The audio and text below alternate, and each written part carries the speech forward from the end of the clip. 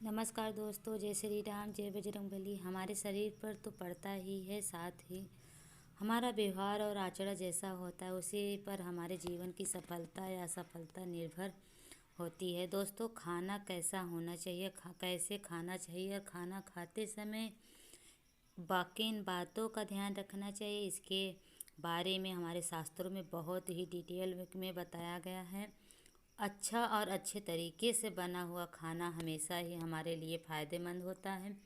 इसके अलावा हमारे शास्त्रों में यह भी बताया गया है कि खाना बनाने वालों को भी कुछ नियमों का पालन जरूर करना चाहिए, जिससे उसके बनाए खाने से घर परिवार में सबको फ़ायदा हो सके। खासकर यदि घर की महिलाएं उन सभी नियमों को ध्यान में रखते हुए खाना बनाए तो उससे घर में हमेशा सुख शांति और समृद्धि बनी रहती है और घर के लोग मुसीबतों से दूर रहते हैं। उन सभी नियमों से सबसे बड़ा नियम यह है कि घर की महिलाओं को खाना हमेशा सुबह जल्दी उठकर बना लेना चाहिए। आप सोचेंगे ऐसा क्यों? तो आइए हम एक कहानी सुनते हैं जिससे आपको यह बात समझ में आ जाए। अब बहुत पहले गांव में रमेश नाम का एक व्यक्ति रहता था। रमेश बहुत ही होशियार और हुनरमंद व्यक्ति था, जो कि मिट्टी से ऐसे ऐसे सुंदर सुंदर बर्तन, खिलौने और अन्य चीज़ें बनाता था कि लोग देखकर हैरान रह जाते थे। उसकी बना हुआ चीज़ों को खरीदने के लिए लोग दूर दूर से आते थे। इस प्रकार अपनी कला से वह अच्छा खासा पैसा कमा लेता था। उसने अपने लिए एक बड़ा सा घर और अन्य सुख सुविधाओं की वस्तुएं भी जुटा ली थी। लेकिन दुर्भाग्य से अपने माता पिता की मृत्यु के बाद रमेश अपने बड़े घर में अकेले ही जीवन यापना कर रहा था। उसकी बुआ से उसका यह अकेलापन देखा नहीं गया और उन्होंने अपने रिश्ते की एक सुंदर सी लड़की शांति से उसकी शादी करा दी। शांति सुंदर तो थी लेकिन बहुत ही आलसी थी। किसी भी काम में उसका मन नहीं लगता था। उसे नींद बहुत प्यारी थी, जबकि रमेश को भोर में उठकर नित्य कर्म निपटाकर अपना काम शुरू करने की आदत थी। शांति सुबह देर से उठती थी और थोड़े बहुत काम किए नहीं कि फिर से वो सो जाती थी। आलस की मारी वह शाम तक सोती रहती थी। फिर जैसे तैसे आलस करते हुए वह खाना बनाती थी। घर में न तो पहले की तरह साफ सफाई थी और न ही रमेश को समय पर अच्छा खाना मिलता था। घर में कोई बड़ा था जो शांति को डांटता समझाता। शादी के कुछ महीनों तक रमेश ने सब बर्दाश्त किया, लेकिन अब उसने लगने लगा था कि इससे तो वह कुंवारा ही ठीक था। कम से कम समय पर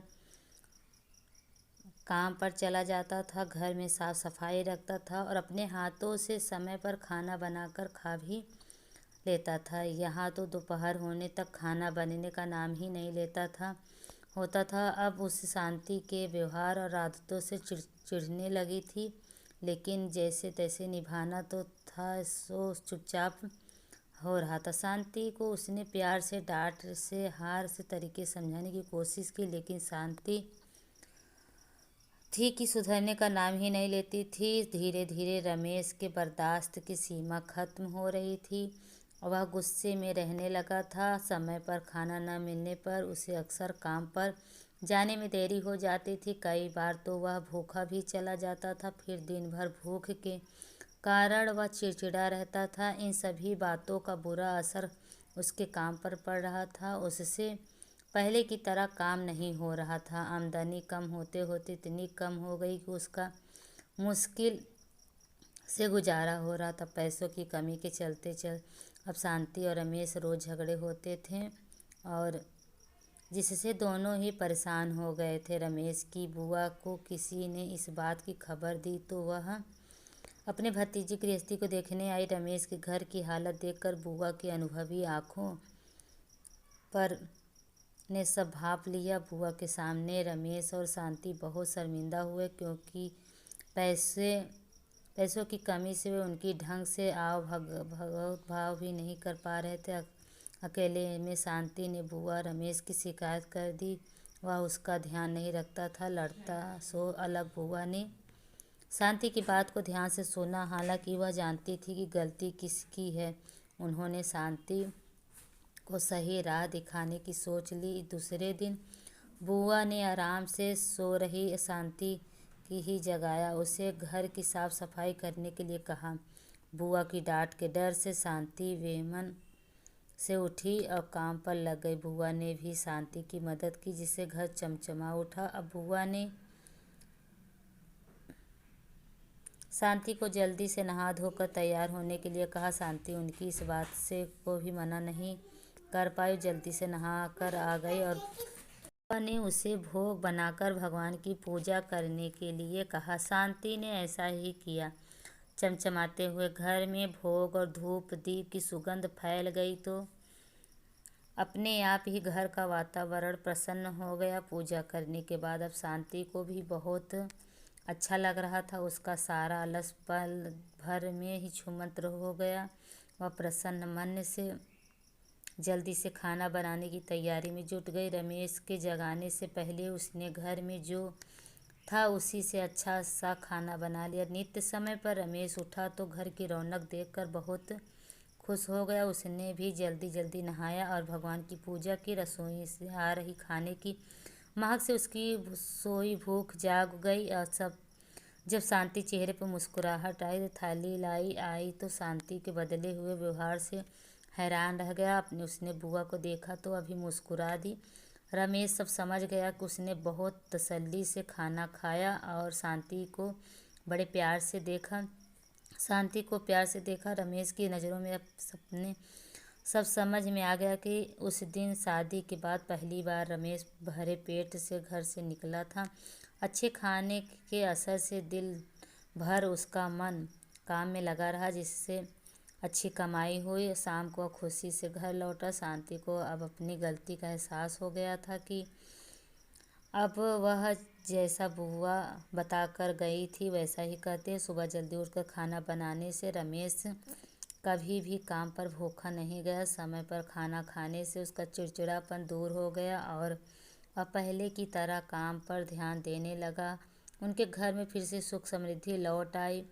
देखा आपने दोस्तों कि केवल सुबह जल्दी खाना बन जाए तो उससे कितना फ़ायदा हो सकता है। इसलिए दोस्तों कहा जाता है कि रसोई घर में ही परिवार का भाग्य तय होता है कि एक स्त्री अपने घर को कैसे रखती है, इसी पर पूरे परिवार की किस्मत टिकी हुई है। अगर स्त्री देर से जागती है, देर से भोजन बनाती है तो इसका नकारात्मक प्रभाव उस घर में रहने वाले लोगों पर पड़ता है। घर की जितना स्वच्छ सुंदर रखा जाता है उतना ही घर में खुशहाली बढ़ती है। इसलिए महिलाओं को हमेशा अपने घर को स्वच्छ रखना चाहिए। भोजन हमेशा सुबह जल्दी बनाना चाहिए। देर से बनाए हुए भोजन पर अशुभ शक्तियाँ प्रभावित होती हैं, अपना हक जमा लेती हैं। शास्त्रों में साफ साफ कहा गया है कि देर से बने हुए भोजन पर प्रेत अन्य अशुभ शक्तियाँ अपना अधिकार कर लेती हैं और ऐसा भोजन करने से उस व्यक्ति की अधोगति होती है, घर में दरिद्रता आती है, घर में क्लेश होता है। इसलिए कहा जाता है कि जितनी जल्दी रसोई घर में भोजन बनता है उतनी ही जल्दी घर की तरक्की होती है। साथ ही रसोई घर को हमेशा स्वच्छ रखना चाहिए। रसोई घर में कभी जूठे बर्तन नहीं रखना चाहिए। रात्रि में रसोई घर में जूठे बर्तन होते हैं तो उस घर में नकारात्मक शक्तियों का वास होने लगता है। दोस्तों, घर के पुरुषों का भाग्य स्त्री के हाथों पर ऊपर टिका होता है, इसलिए घर की स्त्रियों का भी सदैव सम्मान करना चाहिए। और जिस घर में स्त्रियों का अपमान किया जाता है उस घर में माँ लक्ष्मी कभी प्रवेश नहीं करती हैं। साथ ही स्त्रियों को भी अपनी मान मर्यादा का ख्याल रखना चाहिए। उम्मीद है कि आपको यह जानकारी अच्छी लगी होगी। वीडियो को लाइक ज़रूर करिएगा। कमेंट में जय श्री कृष्णा, जय श्री